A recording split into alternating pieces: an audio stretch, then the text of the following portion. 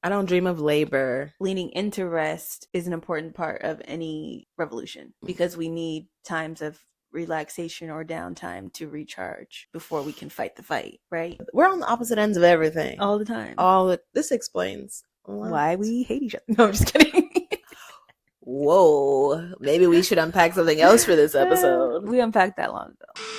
I don't know. Would we schedule our time to go out to eat? No. I don't think so. This is Sistas Declassified, the podcast where Taylor and Taryn, your virtual sisters, share experiences, insights, and of course the juicy secrets that never leave the sister circle. So shh, listen up. The Declassified convos are starting now. Happy New Year! Welcome back to Sistas Declassified. We're real life sisters who decided to start a podcast instead of burning out by neglecting our rest. Before we get started, don't forget to subscribe because we post new videos weekly. And we're on our way to 100 subscribers. We're trying to hit that 100 mark in the new year, so help us get there. All right, so we're going to just jump right into our declassified moment. No filter, no fluff. Rest isn't a waste of time. In a world that demands we do it all, choosing rest is the boldest no you'll ever say. Hear, hear. Yes. And honestly, note to self. Right. I'm like, honestly, I've been choosing rest far too much. Oh, I think, well, maybe we're on the opposite ends of everything. All the time. This explains why we hate each other. No, I'm just kidding. Whoa. Maybe we should unpack something else for this episode. We unpacked that long ago. First episode, go back. Maybe it was actually number 2. Anyway, let's talk about rest. Yes, rest. Rest is good. I actually really enjoy resting and relaxing. And I have found, I think we've talked about it in the past, nap ministry. Have you seen that before on Instagram? No. I just knew we talked about it already. I don't think but so. Maybe not. But the nap ministry on Instagram, they probably have TikTok too. You know my memory be bad. Is basically these people, this black person, I don't remember if it's a male or woman, but black person who runs a page that talks about how rest is revolutionary for black people and like a little bit of the history of rest, but mostly it's just talking about how leaning into rest is an important part of any revolution because we need times of relaxation or downtime to recharge before we can fight the fight, right? Amen. We probably talked about this during election season. Maybe. And our what do you do after the election season? Maybe. I don't know if we talked about it on the podcast. I thought we just talked about it in passing. But yeah, so I just think that we can feel a lot of guilt, right? And there's these myths, I guess, that you could say about rest, which is like that if you rest, you're lazy, right? Mm-hmm. And there's a big misconception about us as millennials and Gen Z people who are lazy, right? We don't want to work. But I don't dream of labor at all. But also, Earth said it best. But also, we need rest in order to know what we want for ourselves. And I feel like maybe that's why we are such headstrong people in knowing what we desire because we have more downtime. Well, we know what we desire in some ways, right? Mm-hmm. But I think then the challenge for us is we have a lot of desires that we can't achieve. That's definitely mine. And living in delusion and scrolling too much on the internet, right? Right. And bringing in these thoughts of things that probably aren't mine. Mm-hmm. But I am definitely one who feels guilty when I rest. Right. And I think that's the other myth, right? Is that rest is something that you have to earn. Yes.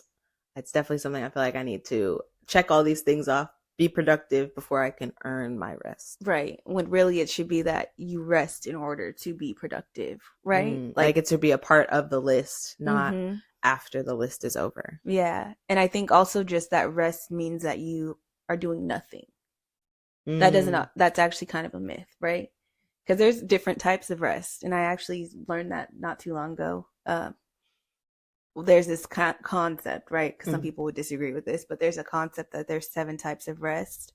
So with the 7 types of rest, we have your physical rest, your mental rest, your emotional rest, your social rest, your spiritual rest, and I think it's creative. Wow. I think you got them all.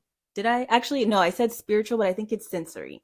So your sensory rest. So how can you allow your senses to kind of turn off? And it's kind of an interesting concept because sometimes think about your stress, right? You get off of work and some people are like, oh, that work was so stressful, I need to go take a nap.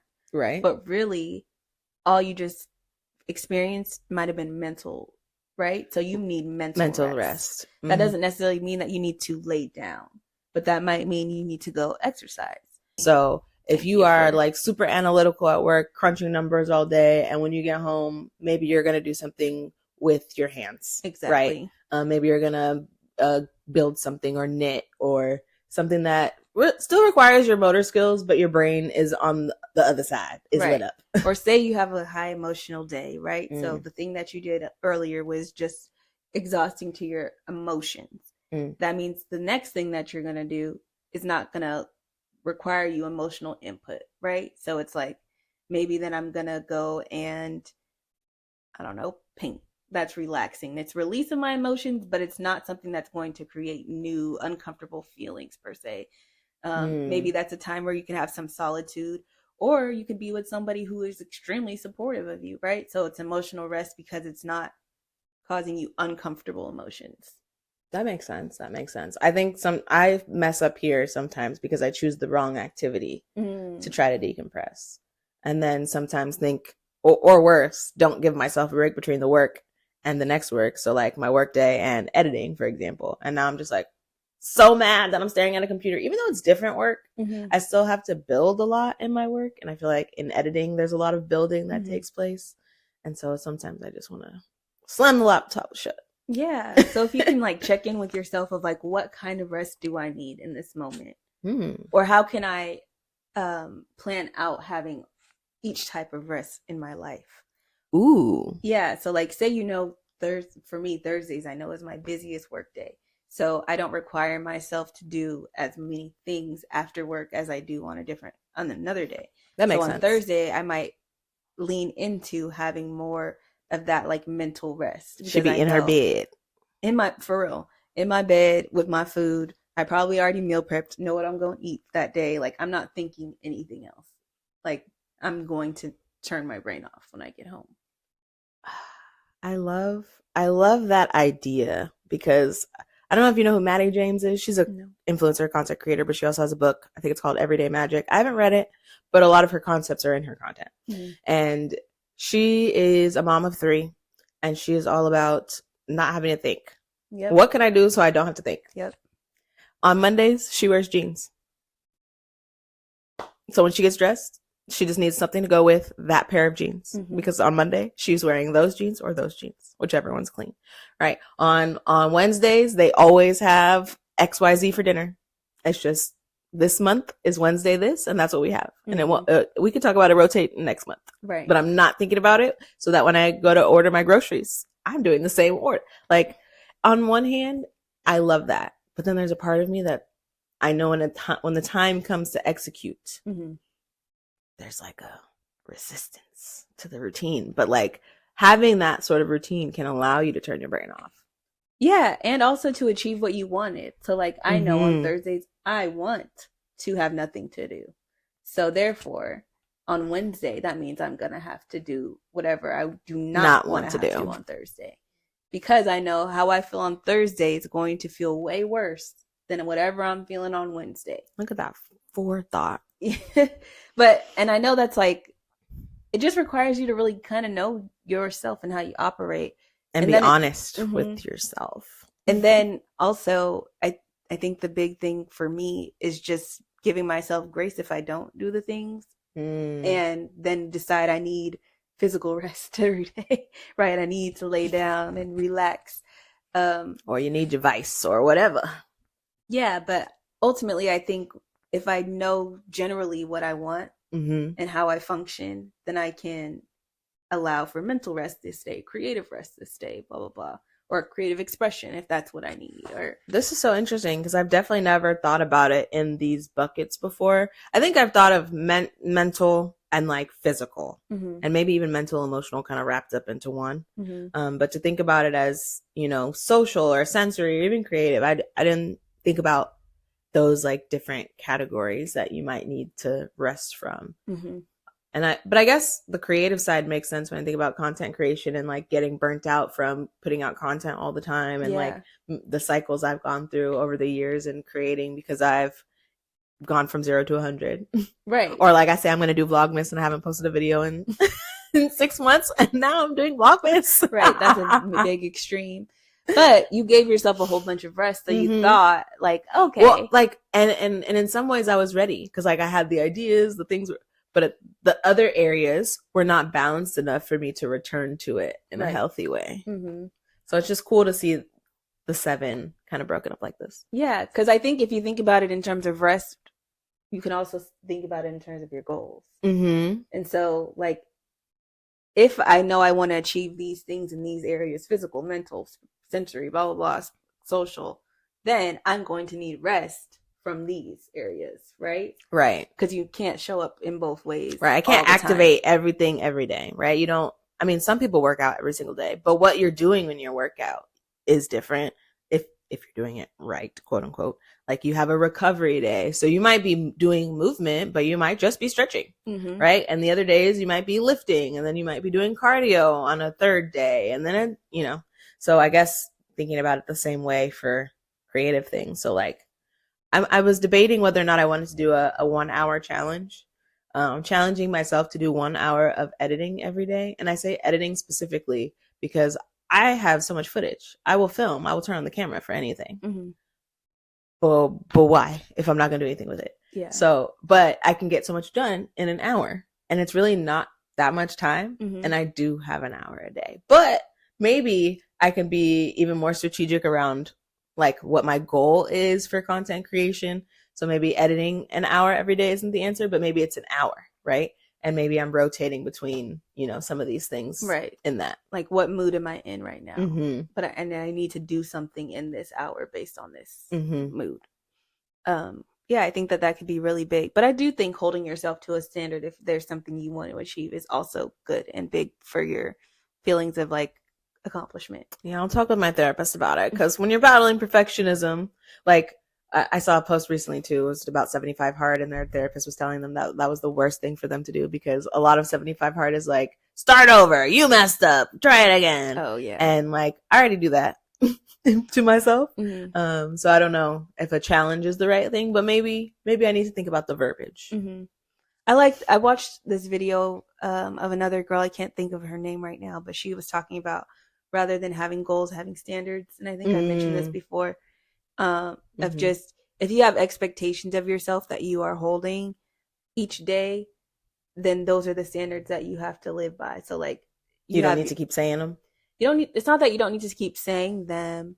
But I think if you think about it as a standard, maybe then you can override your emotion. So like, if I know that I need to drink 6 gallons of water, or 6 gallons, I was like, I was nodding, and I was like, "Ooh, that's a lot of 6 cups of water or something a day, right?" Then I need to hold myself to a standard that, like, I drink 2 cups before noon, and then I drink 2 cups before 4, and then I drink 2 cups before 8, right? And there's, regardless of how I feel, if I don't feel like going to walk to the water, too bad, because right now I have a standard that I'm upholding, right? Like and thinking about yourself as like, who do you make agreements for, or like plans with, and uphold them, and why can't you do that for yourself? That's what I'm in therapy to talk about right now. Because I think it's really easy to commit to someone else and to be there for someone else and to show up for them. But when you don't have to, I think having that external pressure of someone else makes it really easy to show up. When it's just to show up for yourself, you have a very easy out most of the time, right? Because it's just up to you, and sometimes even only you would know, right? Which then you sit with that guilt if you process that way, like I do, which is what leads you to therapy to talk about it. But it's very true. It's about like ultimately committing to yourself in whatever the thing is you've decided for yourself, and setting that standard for what you want to achieve or how you want to live, and understanding that every day you're not going to be able to hit your mark. Yeah. It's just the standard. It's not like if you don't hit it, most things, you're not going to die. Right. But it's just being realistic with that balance of like, okay, if you don't hit that standard for a month, you might need to change your standard or be honest with yourself about what you actually care about. Right. Because I think that's something I'm coming to too personally, is like being honest about what I actually care about versus what I was taught to care about. And I think that goes back to this rest thought, because I was thinking about like a funny thing of, we care about our jobs, right? Yeah. But we should care about ourselves too. And at some point we need that rest to stop and eat, right? And then there's some people who will be like, oh, I don't take lunch. I don't take lunch, right? And I used to be one of those people. I don't take lunch. I sit at my desk and I eat here. And it's like, you might care about your job, but like, if you die tomorrow, they will have somebody new in your cubicle. Right. And yeah, just prioritizing yourself is so important. And your rest is way more important than that 30-minute flex that you didn't take your lunch for yourself.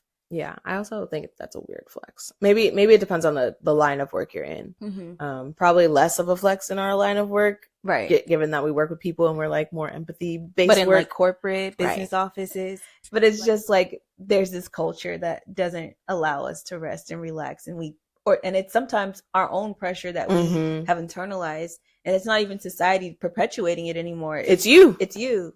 Yeah, so I think the next big thing is like, how can you put on your to-do list to rest?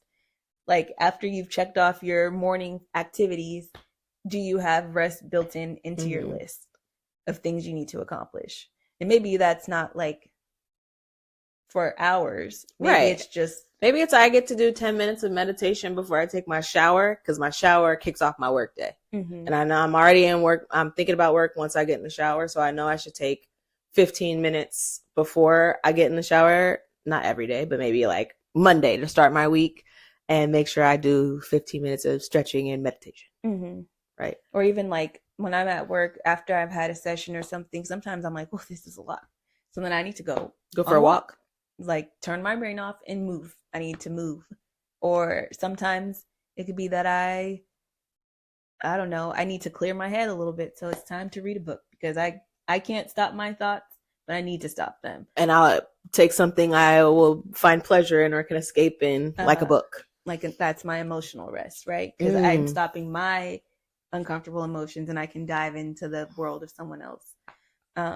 So I think just allowing that space for yourself and giving yourself grace to do that can be really big and good, and not just a space of self-reflection, right? Because I think we talk a lot about self-reflection, which is very important, but also it's important to allow yourself to just be. Yes. Amen, amen, amen. Without judgment, without thought, with just exist. That's a goal of mine. Yeah. To exist. So I guess in terms of like reclaiming your rest, I think that's the next thing we can kind of just touch on. So like, how do we reclaim our rest? I think the big thing is saying no to commitments. So responsibilities, people want you to do something. If you know internally that you are not in a space to get together, say no. And don't be volunteering. I'll be volunteering. That's a big one. I will definitely volunteer as well and be like, why did I say that? Like literally 30 minutes after the volunteering, I'll be talking about how much I got to push myself to edit. And then I'd be volunteering to edit stuff for people. Why? Right. Because I love them. Well, it's easier to push yourself to do stuff for other people. You don't want to let other people down. But like, what about you? How are you feeling in these moments? Are you letting yourself down when you're choosing to do something for someone else? A word. Because I know I'd be doing I was going to say, that was for me. Sometimes. Yeah, I think also protecting your downtime. I've been considering, and I probably will do it. It's funny you mentioned 75 hard. I'm doing that actually soon. We're different. No. Yeah, I wasn't saying it in that way. It's just like I'm thinking about how I can carve out some intentional time while I do that. So like saying no on Sundays, because I think that would help me achieve my 75 goal. Hard. Yeah. Because I can meal prep and get everything done. So like, no. Saturdays is the only time I'm available for the next 75 days. Right. Okay. So it's just like for the next quarter, I'm only available on Saturdays. So like all my social engagements happen on Saturdays. If I'm booked on a Saturday, I'm booked. Right. Maybe Friday night. Maybe I'll get out on a weekday, but not likely because I'm going to be busy. So but protect that time, girl. Yeah. I think the other thing that I think is really interesting which I haven't fully done, but when I had my Fitbit, it was kind of doing it for me, which is just tracking your rest. Like, how well was your sleep? I want to do that. Mm-hmm. But then the Congo. I'm like, where do they get the materials from to make the devices? Anyway. I feel that. But so I'm like, I don't need to buy a new one. I don't have it. So I don't, anyway, sorry, keep going. But there's other ways to track your rest that you don't need technology for, yes. right? So like if you you can see what time you went to bed. Mm-hmm, mm-hmm. Did you wake up in the middle of the night? Yes or no? What time was it? Then when you woke up in the morning, did you wake up before your alarm or after? Do you feel rested or do you feel lethargic? Like those are the basic things that you could just ask yourself. And something you could even check in about is like, what did I do before bed? Yes, there's definitely a difference between like scrolling on my phone, playing games on my phone, watching TV, watching my eyelids, right? Like those are like the 4 states of things that might happen before bed. I do read too. I do stretch, right? But I was just thinking of like things that I notice make a big difference, like on the negative side, I guess. So scrolling is sometimes not so great, but playing a game is not as bad. Watching TV, not as bad. But obviously the best thing is usually silence. The other night I fell asleep, lights on. I just decided I was going to bed, TV off, lights on, just close my eyes, and I was out. Yeah. But I think it's good for you to recognize which way, like what does impact you. Because I think a lot of the time we forget, like, oh, those vitamins actually made me feel good. Or, oh, that 8 hours of sleep, I actually did feel rested. Yeah. Or I woke up ready to get up. Right. Like I jumped out of bed and it was fine. Like maybe I didn't want to go to work, but I could get up and I felt good in my body. My eyes weren't heavy. My face wasn't puffy. Right. And I think those are good things to be aware of for yourself. Because you want to feel good throughout your day, and rest is one of the major keys to feeling good. I think those are kind of the practical tips or thoughts that I had about why you should incorporate rest and what you can do to help see whether the rest is helpful to you.